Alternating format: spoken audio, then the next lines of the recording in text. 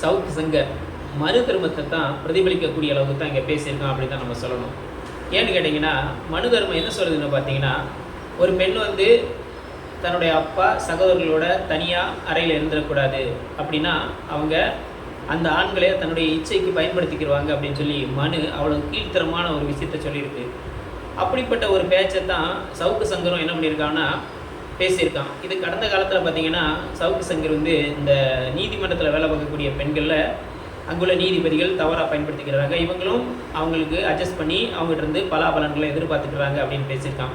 அது மட்டும் இல்லாமல் இன்றைக்கு காவல்துறையில் வேலை பார்க்கக்கூடிய பெண்களும் மேலதிகாரிகளுக்கு தன்னை வந்து ஒப்பு கொடுத்து அதன் வழியாக தான் இன்றைக்கி மிகப்பெரிய பதவிகளுக்கும் அட்ஜஸ்ட்மெண்ட் பண்ணி தான் அவங்க தன்னை தக்க வச்சுக்கிறாங்க அப்படிங்கிற ஒரு பேச்சை பேசின இந்த சவுக் சங்கர் இன்றைக்கு ஜெயிலில் கம்பி அணிக்கிட்டு இருக்கான்.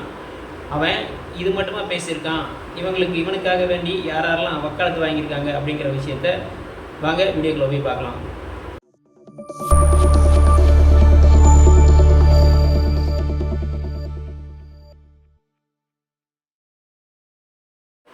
வணக்கம்.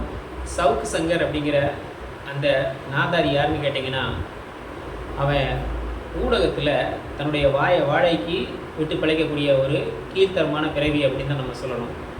ஏன்னா அவனுக்கு யாரெல்லாம் காசு கொடுக்குறாங்களோ அவங்களுக்கு ஆதரவு நிலையில் பேசுவான், மற்றவங்களுக்கு எதிர்நிலையிலேருந்து அவங்கள காலி பண்ணக்கூடிய அளவுக்கு அவன் பேசக்கூடிய ஒரு பேச்சுகள் வந்து தொடர்ந்து சமூக வலைத்தளத்தில் நம்ம பார்த்துருக்கோம். அதுதான் இன்றைக்கு வந்து அவனை என்ன பண்ணியிருக்குன்னா கைது பண்ணி உள்ளே வைக்கக்கூடிய ஒரு வேலையை செஞ்சுருக்கு அப்படிங்கிறதுல நமக்கு எந்த மாற்று கருத்தும் கிடையாது.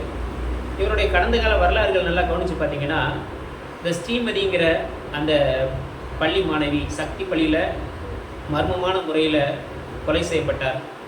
அந்த பெண்ணுக்கு இன்றைக்கு வரைக்கும் நீதி கிடைக்காமல் எல்லா மக்களும் போராடிட்டு இருக்காங்க. அந்த பெற்றோர்களும் மிகப்பெரிய அளவில் மன உளைச்சலில் இருக்கிறாங்க. அப்படிப்பட்ட ஒரு சூழ்நிலையில் அந்த பெண் வந்து அந்த பள்ளிக்கூடத்தில் எரிஞ்சு போன பஸ்ஸில் இருந்து லவ் லெட்டர் எடுத்துகிட்டு வந்தேன் அப்படின்னு சொல்லி பொய்யான ஒரு விஷயத்தை சொல்லி அந்த பெண்ணை அசிங்கப்படுத்தக்கூடிய ஒரு வேலையை செஞ்சவன் தான் இந்த சவுக்கு சங்கர். அது மட்டும் இல்லாமல் அந்த பள்ளிக்கு வந்து 100 கோடிக்கு மேற்பட்ட சொத்துக்கள் விரயமாயிடுச்சு, இழப்பு ஏற்பட்டுச்சு அப்படின்னு சொல்லி அந்த பள்ளிக்கு ஆதரவாக பேசினவனும் இதே இவன் தான். ஆனால் இவன் இது மட்டுமா பேசியிருக்கான் அப்படின்னு கேட்டால், G2 அப்படிங்கிற அடிப்படையில் அந்த கட்டுமான நிறுவனத்துக்கு எதிர்நிலையில் பேசினான். அதுக்கப்புறமா அந்த கட்டுமான நிறுவனத்துலேருந்து காசு வாங்கினதுக்கப்புறம் அமைதியாகிட்டான். அடுத்து பார்த்திங்கன்னா, நீதிபதிகள் வீடுகளில் வேலை பார்க்கக்கூடிய அந்த பெண்கள் அந்த நீதிபதிகளுக்கு இச்சைகளுக்கு தன்னை உட்படுத்திக்கிறதாங்க. அது வழியாக அவங்க வந்து காசு வாங்கி தன்னுடைய குடும்பங்களை என்ன பண்ணிக்கிறாங்க, வளமாக வாழ்கிறதுக்கு வழிவகை செஞ்சுக்கிறாங்க அப்படின்னு சொல்லி அந்த பெண்களை அசிங்கமாகவும் ஆபாசமாகவும் பேசக்கூடிய ஒரு பேச்சை தான் இந்த சவுக்கு சங்கர் கடந்த காலத்தில் பேசினான். அதுக்காகத்தான் ஜெயிலில் தூக்கி போட்டு அவனை வந்து கொஞ்ச நாள் உள்ளே வச்சுருந்தாங்க. அதுக்கப்புறம் வெளியே வந்ததுக்கப்புறம் அவன் பெரிய தியாகி மாதிரியும் ஜெயிலில் அப்படியே சாதனை பண்ணிட்ட மாதிரியும் வந்து பேசக்கூடிய ஒரு பேச்சு தான் அவனுடைய கடந்த கால பேச்சுக்கள் இருந்துச்சு. அதெல்லாம் தாண்டி சரி போயிட்டு போகிறான் சனியே அப்படின்னு சொல்லி எல்லோரும் விட்டுக்கிட்டு இருக்கக்கூடிய சூழ்நிலையில் இங்கே நம்ம பெண்கள் வந்து கல்வி பொருளாதாரத்தில் தன்னிறைவு பெற்றவர்களாக மாறணும், அவங்க பொருளாதார சுதந்திரமும் கல்வி சுதந்திரமும் அவங்களுக்கு இருக்கணும், அவங்க சுயமரியாதையோடு வாழணும் அப்படின்னு சொல்லி இந்த சமூகம் அவங்களுக்கு பலவிதமான முன்னெடுப்புகளை எடுத்துக்கிட்டு இருக்கக்கூடிய சூழ்நிலையில் இந்த பெண்கள்லாம் படிக்கவே வரக்கூடாது, இந்த பெண்கள்லாம் வேலைக்கே வரக்கூடாது அப்படின்னு சொல்லி ஒரு பிற்போக்கு சமூகம் என்ன சொல்லுதோ அந்த அடிப்படையில் தான் அவங்களோட பேச்சுக்கள் இருக்குது அப்படிங்கிறதுல நமக்கு எந்த மாற்று கருத்தும் கிடையாது. ஏன்னா பெண்கள் படிக்கவே கூடாது அப்படின்னு தான் இந்த மனு தர்மம் வந்து தொடர்ந்து வலியுறுத்திட்டு இருக்குது. அப்படிப்பட்ட அந்த வலியுறுத்தல்கள் அடிப்படையில் தான் இந்த சவுக்கு சங்கர் பேசுகிறான். ஏன்னா இங்கே பெண்கள் வந்து தனியாக இருந்தாலோ தன்னுடைய சகோதரனுடையோ அப்பாவோடையோ இருந்தாலும் அவங்க வந்து தப்பு பண்ணிடுவாங்க அப்படிங்கிற அடிப்படையில் தான் மனு தர்மம் இந்த பெண்கள் குறித்து மிகப்பெரிய அளவில் அசிங்கமாகவும் ஆபாசமாகவும் தன்னுடைய கருத்தை மனு தர்மத்தில் சொல்லுது. அதே அடிப்படையில் தான் இந்த சவுக்கு சங்கரும் பேசுகிறான். காவல்துறையில் இருக்கக்கூடிய இந்த பெண்கள் உயரதிகாரிகளுக்கு தங்களை வந்து ஒப்பு கொடுத்து அவங்கள்ட்ட அட்ஜஸ்ட் பண்ணி அந்த பதவி உயர்களை வாங்குகிறாங்க. அப்போ இது வந்து தொடர்ந்து நடந்துக்கிட்டு இருக்குது அப்படின்னு சொல்லி அசிங்கமாக ஆதாரம் இல்லாமல் இந்த பெண்களை குறித்து அவமானப்படுத்தக்கூடிய அளவில் பேசுகிறான். அதில் இன்ஸ்பெக்டர், SI, DSP அப்படின்னு சொல்லி எல்லாத்தையுமே பெண்ணாக இருக்கக்கூடியவங்க எல்லாருமே அடுத்தவங்களை அட்ஜஸ்ட் பண்ணி தான் பதவிக்கு வர்றாங்க அப்படிங்கிற அடிப்படையில் அவன் பேசியிருக்கானா கண்டிப்பாக அது மிகப்பெரிய வன்மையான கண்டனத்துக்குரியது அப்படின்னு தான் நம்ம சொல்லணும். இப்படிப்பட்ட அவனுடைய பேச்சு தொடர்ந்துக்கிட்டே இருந்த சூழ்நிலையில் இன்றைக்கு அவனை கைது பண்ணி உள்ளே கொண்டு வச்சு அவனுக்கு சரியான பாடம் போட்டியிருக்காங்க அப்படிங்கிறது சரியானது தான். ஆனால் இதிலேருந்து நாம் என்ன தெரிஞ்சுக்கணும்னு கேட்டால், அடிப்படை ஆதாரமோ அடிப்படை புரிதலோ இல்லாத யாரும் இப்படிப்பட்ட ஒரு பேச்சுக்களை பெண்கள் குறித்து நம்ம பேசக்கூடாது அப்படின்னு தான் நாம் தெரிஞ்சுக்கணும். காரணம் என்னென்னு கேட்டால், இங்கே வந்து யாரெல்லாம் வீக்கர் செக்ஸாக இருக்காங்களோ அவங்களுக்கு ஆதரவாக இருக்கிறது தான் இந்த சமூகத்தோட முக்கியமான கடமையாக இருக்குது. அப்போ மிகப்பெரிய அளவில் விளிம்பு நிலையாக இருக்கக்கூடியது யாருன்னு கேட்டிங்கன்னா அந்த பெண்கள் தான். அவங்க இன்றைக்கு ஏதோ ஒரு வகையில் தன்னை முன்னிறுத்துக்கிறதுக்கு அவங்க வந்து இந்த சமூகத்தில் போராடக்கூடிய ஒரு சூழலை தான் நம்ம பார்த்துக்கிட்டு இருக்கோம். அவங்க எல்லோரும் படித்து தன்னோட குடும்பத்தையும் தன்னுடைய கணவர் தன்னுடைய பெற்றோர்கள் குழந்தைகள் எல்லாத்தையும் பார்க்கணும் அப்படிங்கிற அடிப்படையில் தன்னுடைய வலிகள் வேதனைகள் எல்லாத்தையும் அப்படியே பொறுத்துக்கிட்டு வந்து இன்றைக்கி என்ன பண்ணுறாங்க, பல டிபார்ட்மெண்ட்டுகளில் வந்து வேலை பார்க்கக்கூடிய ஒரு சூழல் நம்ம பார்க்குறோம். அப்படி வேலை பார்க்கக்கூடிய பெண்கள் எல்லாருமே தப்பானவர்கள் தான், அவங்கெல்லாம் விபச்சாரம் பண்ணக்கூடியவங்க தான் அப்படிங்கிற அடிப்படையில் சவுக்கு சங்கர் பேசியிருக்கான் அப்படின்னு சொன்னால், பொது வெளியில் இருக்கக்கூடிய எல்லா பெண்களையும் விபச்சாரி அப்படின்னு தான் இவன் சொல்கிறான். அப்போ இவன் இப்படி சொல்லும்போது அது கண்டனத்துக்குரிய விஷயம். அதை வந்து எடப்பாடி போன்றவர்கள் கருத்துரிமை அப்படின்னு பேசுகிறாங்க. எடப்பாடிக்கு கருத்துரிமைனா என்னென்னு தெரியுமான்னு கேட்டால், கண்டிப்பாக கருத்துரிமைக்கும் எடப்பாடிக்கும் எந்த சம்மந்தமும் இல்லைன்னு தான் நம்ம சொல்லணும்.